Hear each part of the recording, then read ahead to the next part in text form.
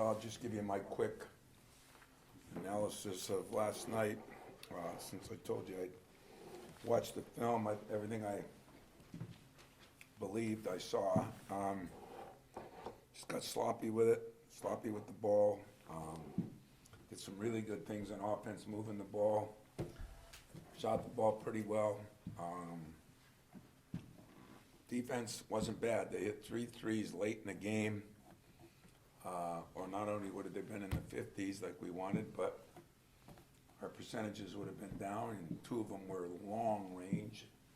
And yet, as I said, you couldn't defend the breakaways, and that would hurt us. So turnovers are going to be an issue Saturday. They're going to be an issue next Wednesday, next Saturday, until we get it straightened out on a consistent basis and value the ball a little bit more. On a positive, you win a game by 13 and against a team that played pretty well, that just took Ohio State to the buzzer, and we're just going to build on that. As far as Michigan goes, probably one of the more talented teams in the league.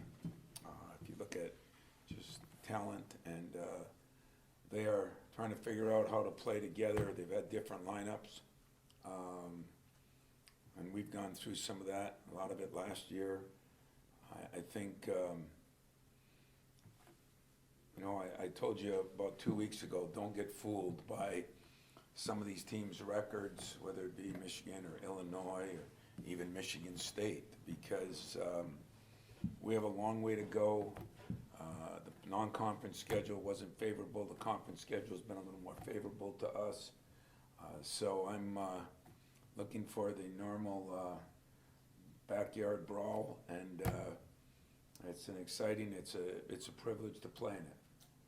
I said it before, I think Beeline said it, this thing is growing into one of the better rivalries in college sports, because not many places, there is Duke and Carolina, but Duke and Carolina don't have anything in football. And when you have a rivalry that pans over 2 different sports at a level where people are going to Final Fours, I think it even heats it up more. So I don't know, we got probably a few more. We might have 550,000 living alums. Maybe they have 500, I don't know. Maybe they live longer down there, but we've got a few more in our school, and I'm sure all 1 million of them will be tuned in on Saturday, and I know our guys are excited. I'm sure their guys are excited. And don't even ask me, do you hate Michigan? Well, because I'll just say that I respect the schools I play, and I respect the coaches I go against, and that is the same for them. I have great respect for their staff, their team, but it is the rivalry game that I'm looking forward to. Forgive me if this is naive, but how do you coach against turnovers? How do you practice not turning the ball over? Well, I had a 2-hour discussion with my staff late last night. It wasn't about Michigan. It wasn't about the game we just played. It was about just that. And some of it is individuals. So we met with some of them last night and this morning. Some of it is about, when you do that on a regular basis, the coach has to, he falls into the blame. How do you coach? I don't know, but I haven't done a very good job of it. And so I got to do a better job. They got to do a better job. Maybe the key word to all this, we got to do a better job. And I think we spent very seldom on the Michigan State week, when you only have a couple days prep, do you get to do this. But we spent the first part of the morning on our offense and the turnovers, and going through everything with them, instead of our defense or on Michigan's offense or all the things you normally do. So we had a little extra session today. We went over it, we covered it, talked about it, tried to get in their minds, well, why are they doing this, or why are they seeing that? And some of it is casualness, some of it is trying to do too much, trying to make home runs instead of singles. Would be a better phrase for you, Fred. Maybe you'd understand that. And I think we've got to do a better job as a coaching staff. So when I say we, everybody, all 25 people in that room today have to understand that. Because if that was just normal, just 10, 12 normal, maybe have another win, definitely have some better games and would have played a lot better, scored a lot more points, had a lot more fun. So I think I don't want to not give credit to Baylor or Loyola or Nebraska or the teams that turned us over 19, 20 times. Some of it is them. Nebraska is one of the best at turning people over, but a lot of it was us, and I take full responsibility for that. When you see a team like Michigan right now that's clearly struggling to make everything kind of fit and work, and what lineups work best, all that kind of stuff, is this a game where you feel like maybe you can dictate the rotation a little bit more as opposed to saying react to what they're doing, whether you're going big, whether you're going small, is this something you can dictate a little bit more? Well, I think with my team, we can dictate a lot of things on a lot of teams because we can go big, we can go small, we have been playing 9 and 10 players. It's not something that's new to us. So that part is really exciting to me. As far as their struggles, when you look at it, Arizona, Seton Hall is a very, very good basketball team, as we all know. And everybody looked at the loss to Minnesota because we're not used to Minnesotas and Northwesterns and being real good teams.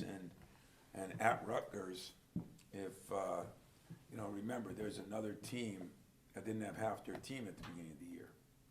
And guy that went, what did he get, 24 points? Baker, he's a hell of a player. He missed half the season. So that is confusing because it's hard in the scouting reports. It's hard to pull up film on him, and you don't see this guy, and all of a sudden he's going 11 for 15 or whatever he went. So I don't look at Michigan as they've not lost.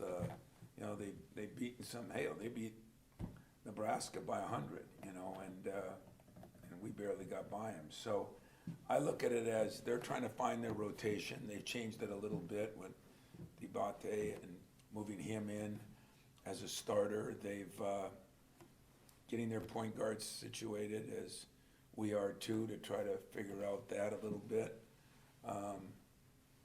And I think they're a little younger than we are, and they're just adjusting. But this is a very talented, well-coached, they run good stuff team. And we've got to play our best. I promise you that. Have you heard anything from them on, they were obviously missing a bunch of guys, is everything on right now as scheduled? No.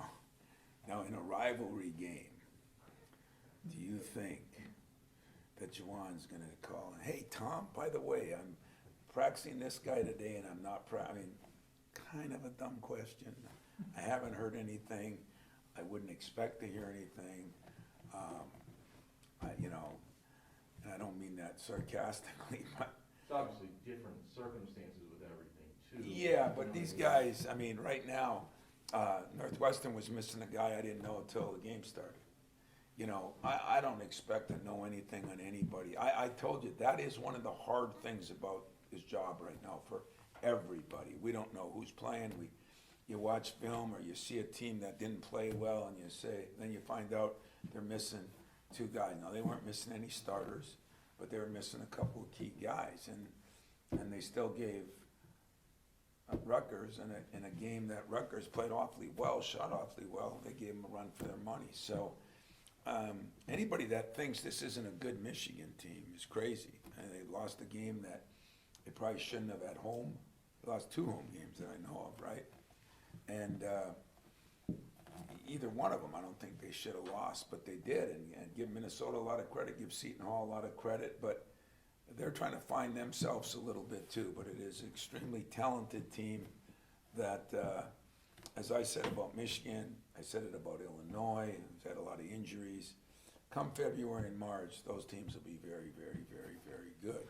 It could happen a lot earlier. It could happen this week for both of them, and they get on a run, and it could happen a little later. I don't know that, but I don't know who anybody has anymore between COVID, transfers. So what it has caused for me is a little bit more concern for my own team, you know. Let's do our job and play whoever they put on the floor. As a follow to that, just with the current, I guess what the change that happened, how would that go if, you know, they didn't have enough buyers? It was more about whether or not the game would be on and who they would have.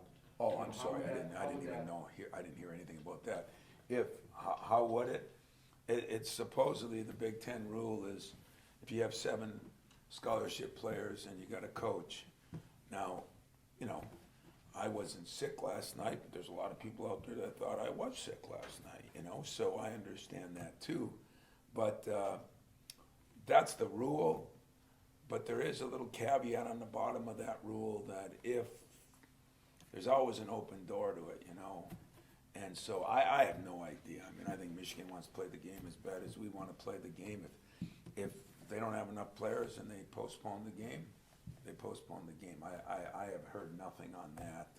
I would think that the guys that were out the last game with the new rules, if they're vaccinated, you know, I don't know that either. I don't think any of us know anything about anybody. So I got enough problems with my own team. You know, we're going to schedule to play the game. If that happens, it'll be great, and if it doesn't happen, it'll be postponed. Marcus, last year struggled against Hunter a little bit, and I'm wondering, he's had some success against formidable big guys to this point. Are you looking forward to sort of as I am. another measuring stick for him? Yeah, I am. I'm seeing it about the growth. I mean, he had some success against Kofi, but he did struggle a little bit. Now, Julius played pretty well against him on the other hand. I mean, and I think this is a game Marty's going to play more, you know. So we need to wear some people down too. We need to use what our strengths are, and our strengths are depth. But you know, Hunter played well the other night. Bate is getting better, I think, every game. Like us, point guard play, and I think Brooks is one of the best players, two-way players, three-way almost, because he does it on offense and does it on defense. And I think he's the glue to their team. So I think he's one of the best offensive guys. I think he's one of the best defensive guys. But I do think he might be, if not the best, one of the best in the league glue guys. He just seems to never get frustrated. He does his job. He's been through 2 different coaches. He's had success with both.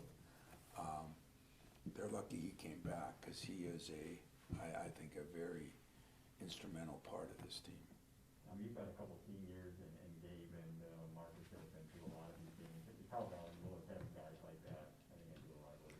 Well, that's what we told our freshmen, you know, if you don't understand the rivalry, you gotta talk to your upperclassmen. But I think it's valuable, you know, in fact, I know it's valuable, just like I know all the phone calls that I'll get tonight and tomorrow from the former guys, and I'm sure they'll do the same thing. I mean, it's what makes it so cool.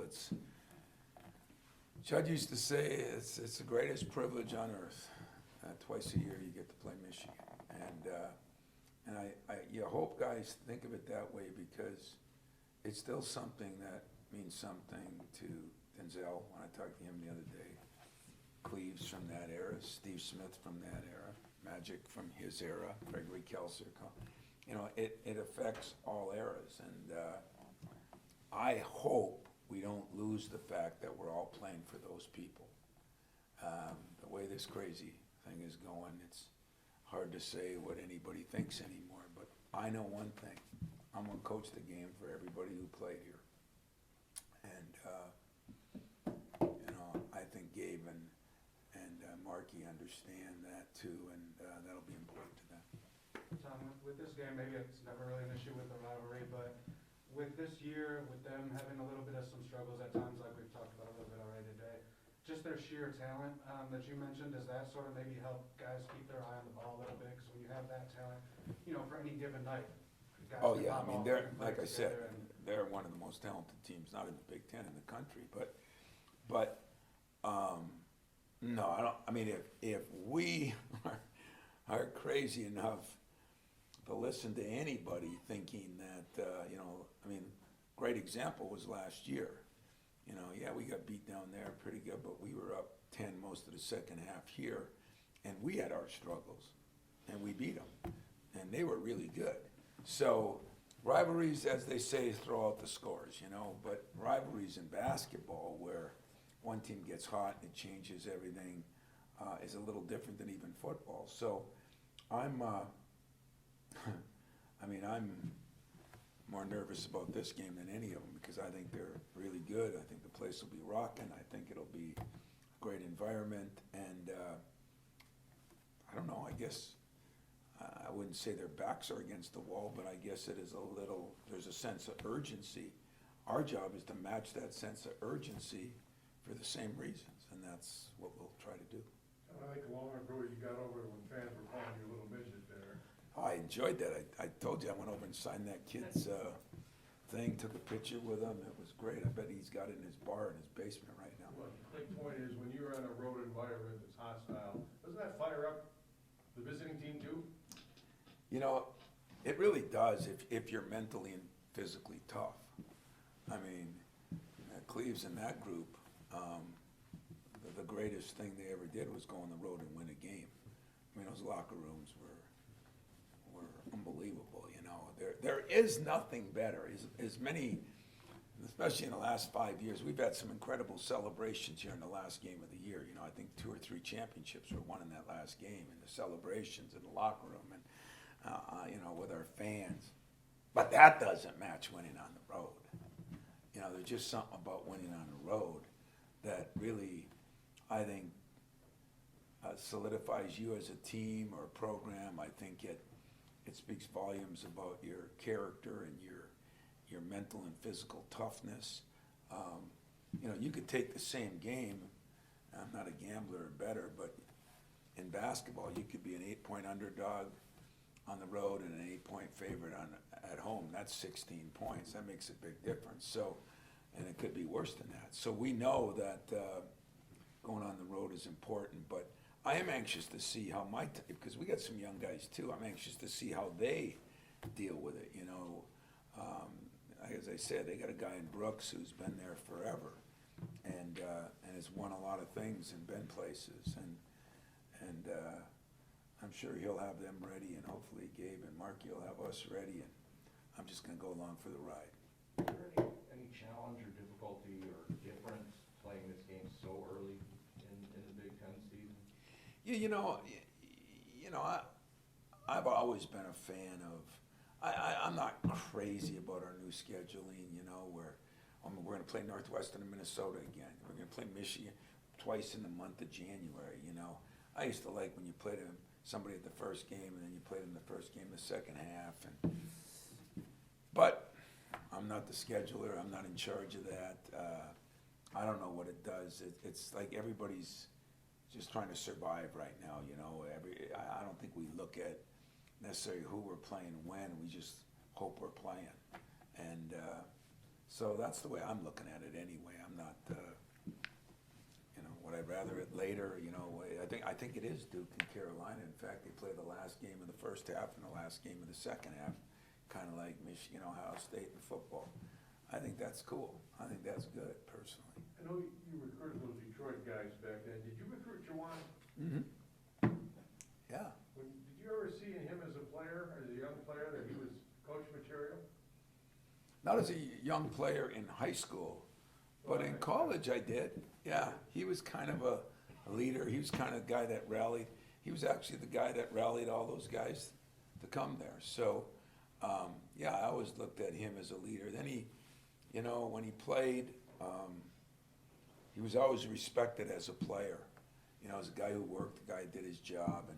And then he played, you know, a lot of his career for one of the great organizations, you know, Miami, Pat Riley. I mean, to this day, Magic swears by Pat Riley. So, you know, that's been really good for him too. So he's the right guy for the job, and he's done a hell of a job. And hopefully the rivalry continues.